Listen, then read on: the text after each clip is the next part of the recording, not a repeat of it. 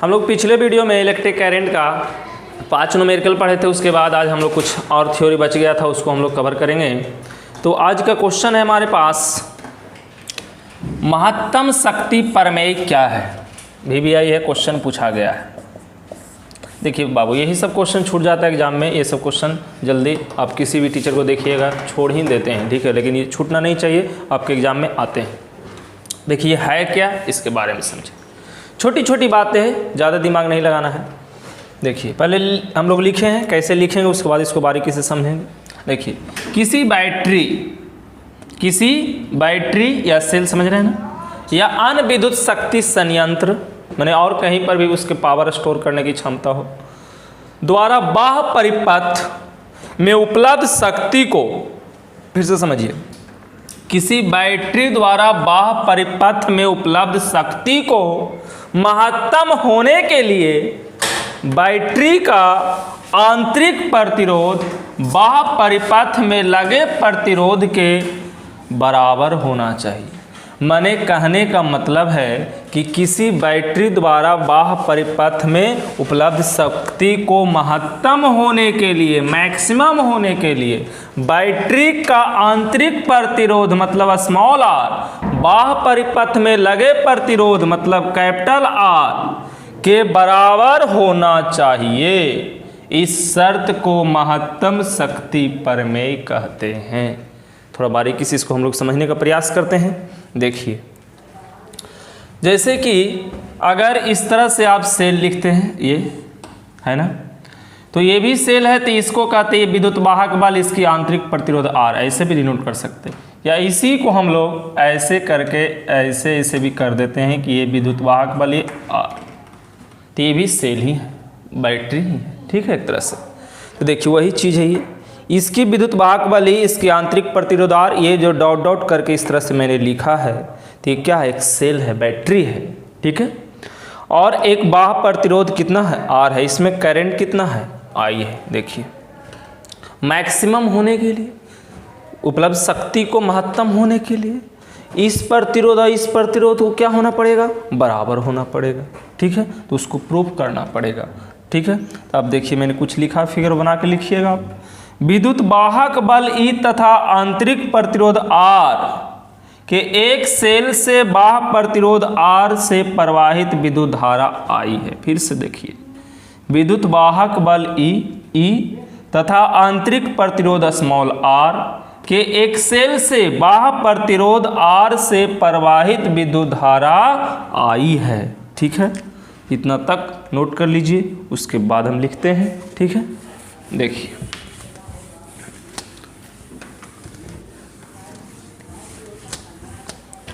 Video को रोक करके लिख लीजिएगा, ठीक है, उसके बाद आगे बढ़ेंगे। अब देखिए, अतः नीचे वाले लाइन को फिर से लिख रहे हैं, नहीं दिख रहा होगा आपको।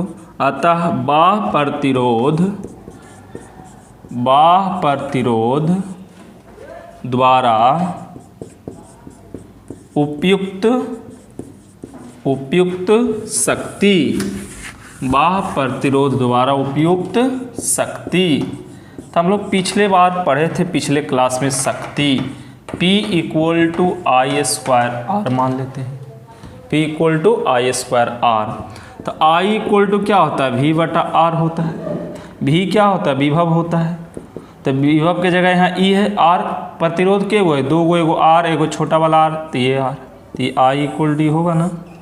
तो यहाँ से क्या हो जाएगा, I² है ना, तो I² तो कितना होगा, E/R + R के होल स्क्वायर × R, ये क्या हुआ, P हो गया।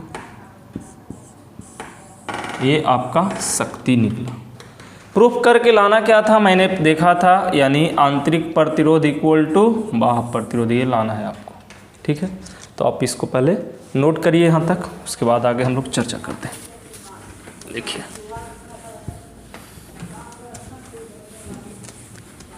देखिए किसी भी चीज़ को मैक्सिमम निकालने के लिए, तो मैक्सिमम निकालने के लिए आपको डिफरेंशिएशन उसकी 0 करना पड़ता है। किसी भी चीज़ को मैक्सिमम निकालने के लिए, देखिए यहाँ पर अभी पावर किस पर डिपेंड कर रहा है, प्रतिरोध आर पर डिपेंड कर रहा है। तब प्रतिरोध R पर डिपेंड कर रहा है, तो शक्ति को महत्तम करने के लिए इसकी डिफ्रेंसिएशन, इसकी अवकलन क्या होगा, शून्य होगा। यहाँ लिख सकते हैं नीचे एक लाइन, क्या चीज, शक्ति का महत्तम मान, शक्ति का महत्तम मान, उतना लिखने के बाद लिखिएगा,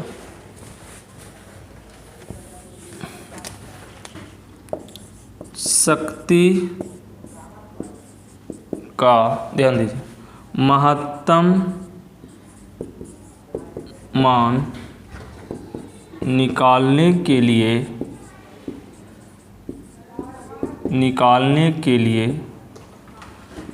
dP/dR = 0 होगा। ये कैसे होगा जी, देखिए, निकालने के लिए dP/dR = 0 क्यों होगा, कैसे होगा, इसको बारीकी से समझिए। पहले देखिए, R के मैंने कहने का मतलब ये जो है पावर जो है R पर डिपेंड कर रहा है, रेसिस्टेंस पर डिपेंड कर रहा है कि रेसिस्टेंस का मान जितना बढ़ेगा घटेगा उस हिसाब से पावर क्या होगा, इसका बढ़ेगा घटेगा। तब देखिए इसकी डिफ्रेंसिएशन करिएगा तो P को R के रिस्पेक्ट में, तो हम लोग तो डिफ्रेंसिएशन पढ़े हैं ना, तो डिफ्रेंसिएशन कैसे होगा ये देखिए,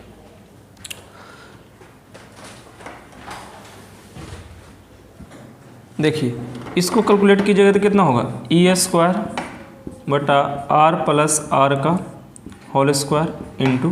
R ये P हो गया। अब देखिए इसको डिफ्रेंशिएट कीजिएगा तो dP/dR, तो क्या हो गया यहाँ से, dP/dR = E² कांस्टेंट हो जाएगा, तो E² कांस्टेंट हो जाएगा क्योंकि पोटेंशियल, तो R/R का (2/dR), ध्यान दीजिए बढ़िया से इसको, E² ये डिफ्रेंसिएशन है = 0। अब देखिए E² U/V का फार्मूला, U/V का फार्मूला पढ़े हैं ना, U/V के डिफ्रेंसिएशन में फार्मूला क्या होता है, V² बटा में V को छोड़ दीजिए, U को डिफ्रेंशिएट कर दीजिए, है ना, और प्लस माइनस U को छोड़ दीजिए, V को डिफ्रेंशिएट कर दीजिए, यही वाला फार्मूला जो हम लोग डिफ्रेंशिएशन में पढ़ रहे हैं। देखिए तो यहाँ से कितना हो जाएगा, R + R का (2) पहले से, इसको फिर से स्क्वायर कीजिएगा तो पावर कितना हो जाएगा, 4 हो जाएगा। अब देखिए एगो को छोड़ना है तो R + R के (2) छोड़ दीजिए, R को डिफ्रेंशिएशन 1 हो जाएगा माइनस, अब R को छोड़ दीजिए, इसको डिफ्रेंशिएट कीजिए, तो इसको डिफ्रेंशिएट कीजिएगा तो 2 होगा गुना करके, और R का डिफ्रेंशिएशन 1 होगा ना, और ये R क्या है, कांस्टेंट है एक तरह से, ध्यान दीजिए फिर से समझिए थोड़ा सा, R + R के (2) का डिफ्रेंशिएशन, तो 2 × R + R पहले होगा, फिर से R का डिफ्रेंशिएशन 1 का डिफ्रेंशिएशन 0, तो कितना हो जाएगा ये 2 × R + R होगा, ठीक है ना। ध्यान दीजिएगा, इसको थोड़ा सा कन्फ्यूजन हो सकता है आपके साथ, ई वाला को छोड़ दिए, R का डिफ्रेंशिएशन 1, अब R को छोड़ रहे हैं ऊपर वाले को, फिर इसको नीचे वाले के डिफ्रेंशिएशन तो 2 गुना हो गया, R + R हो गया, और R का डिफ्रेंशिएशन 1, ये R कांस्टेंट है तो 0। देखिए तो कितना हो गया, E² × R + R का (2) माइनस 2R × R + R बटा R + R के पावर 4, ठीक है, = क्या है 0, यही ना। चलिए नोट कर लीजिए,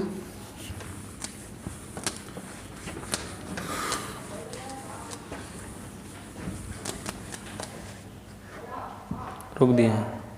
चलिए ध्यान दीजिए, यहाँ तक नोट करने के बाद कैलकुलेट कीजिए इसको, देखिए तो ये तिरछा गुना करेंगे तो क्या हो जाएगा, E² × R + R का (2) माइनस 2R × R + R = 0 हो जाएंगे, क्यों, ये गुना होंगे क्रॉस तो उधर जीरो चले जाएंगे, ये भी इनटू में उधर जाएंगे तो जीरो हो जाएंगे। तो आर प्लस आर का whole square minus 2r into r plus r equal to zero हो जाएंगे। तो क्या होंगे, आर प्लस आर का whole square equal to 2r into r plus r हो जाएंगे। ठीक है, चलिए क्या हो जाएंगे, इसको कीजिए स्क्वायर, तो आर स्क्वायर प्लस होगा ना प्लस बी का whole square, a square plus b square plus 2r into r equal to, इसको कर दीजिए 2r स्क्वायर, 2 है ना आर स्क्वायर, फिर से कितना r into r square plus 2 into r हो कि नहीं। तो देखिए 2r स्क्वायर, सॉरी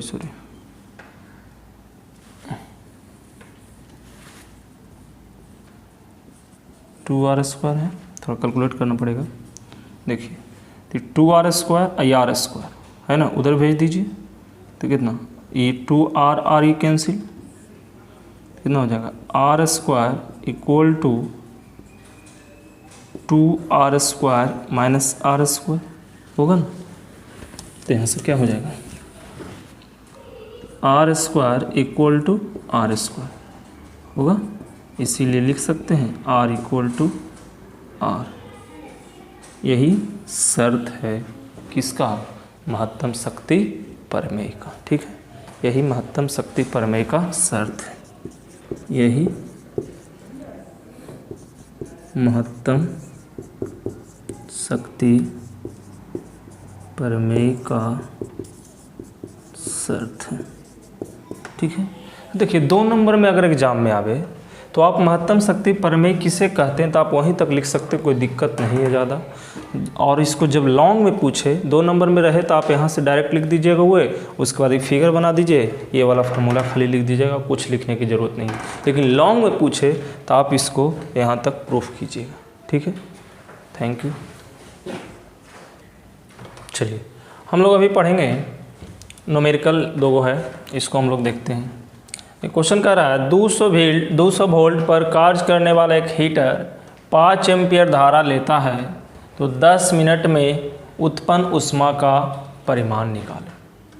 देखिए जो देल है उसको पहले नोट कीजिए। भी देल है 220 वोल्ट, करंट देल है 5 एम्पियर और टाइम देल है 10 मिनट।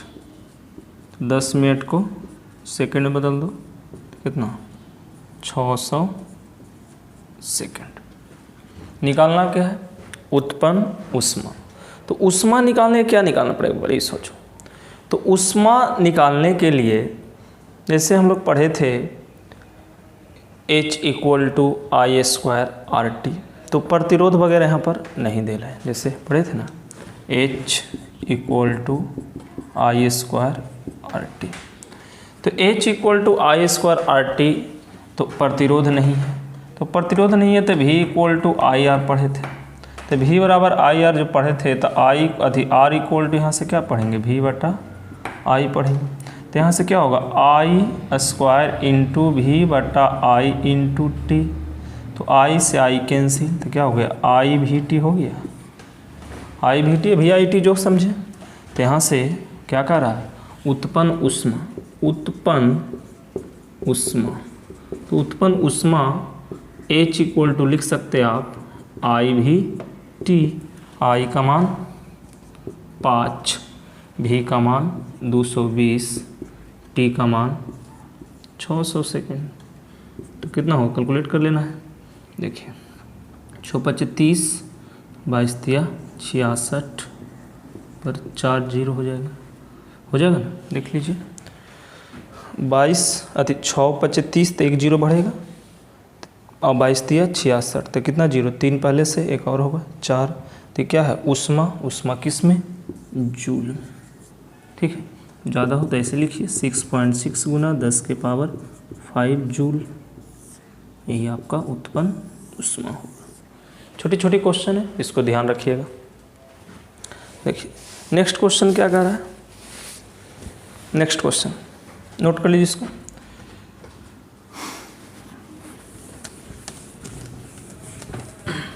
वीडियो रोक करके नोट कर लीजिए, ज़्यादा परेशानी होता है तो। देखिए, कार्बन फिलामेंट वाला प्रतिदीप्त लैंप 20 वोल्ट के अंतर्गत इतना वाट पर कार्य करता है, तो लैंप का प्रतिरोध क्या होगा?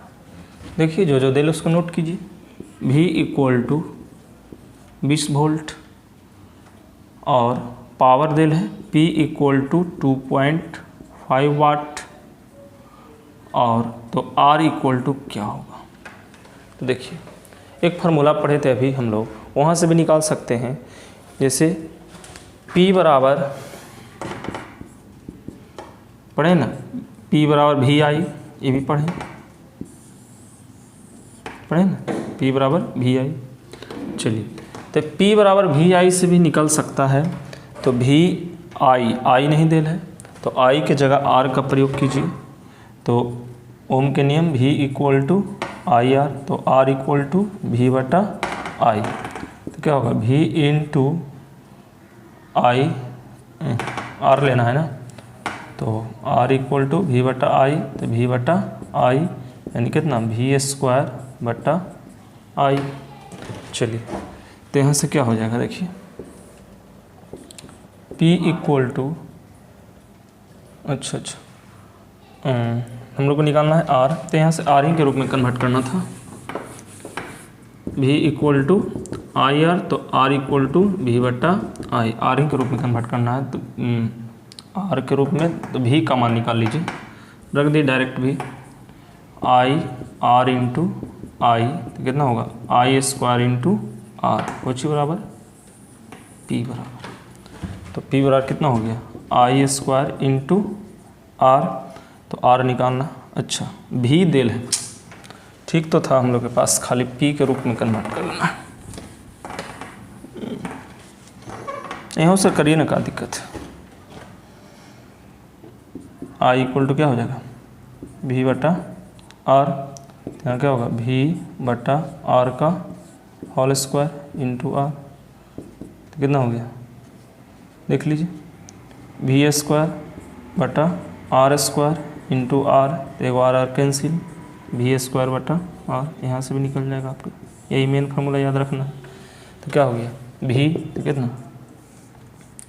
20, और निकालना क्या है? R, तो यहाँ से R इक्वल टू क्या हो जाएगा?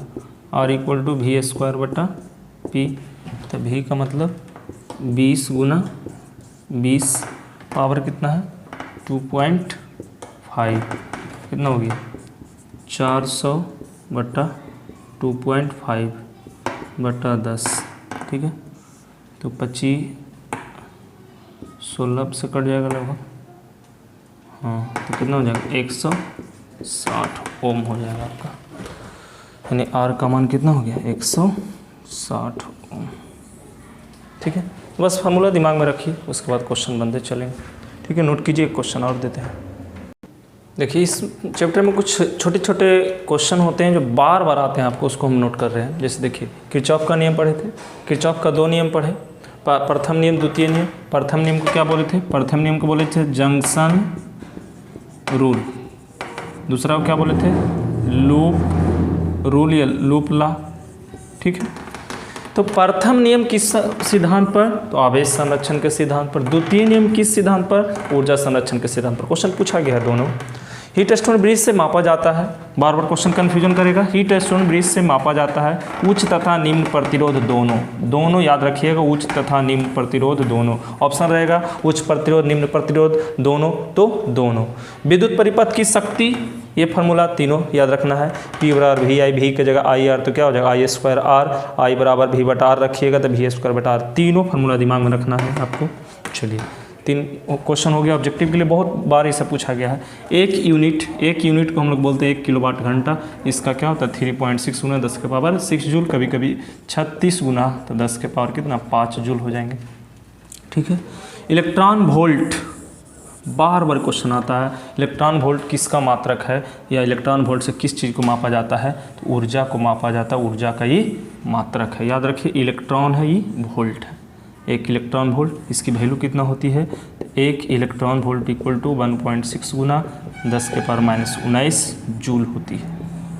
भी यही ये सारी छोटी छोटी बातें। ठीक है, फिर देखिए 6 नंबर पॉइंट, किसी परिपथ का वह गुण जो विद्युत ऊर्जा को ऊष्मा में बदल देता है, माने विद्युत ऊर्जा को ऊष्मा में बदलता है, कौन, उसे क्या कहा जाता है, प्रतिरोध कहा जाता है। ठीक है, उस तरह से 7वां पॉइंट हम लोग इस तरह से भी पढ़े हैं। प्रतिरोध किस पर डिपेंड करता है, प्रतिरोध डिपेंड करता है लेंथ पर, प्रतिरोध डिपेंड करता है कितना, 1/एरिया पर। दोनों को मिला देते हैं तो क्या होता है, आर समानुपाती L/A। इसी को क्या और करते हैं आगे, तो R इक्वल टू क्या होता है, रो इंटू L/A। ये भी फॉर्मूला बहुत काम की चीज़ें हैं। इसको क्या बोलते हैं, प्रतिरोधकता बोलते हैं। ये जहाँ रो क्या है, जहाँ रो प्रतिरोधकता है, प्रतिरोधकता है। बहुत बार ये क्वेश्चन आता है इस तरह से, फार्मूला का बहुत इंपॉर्टेंट है।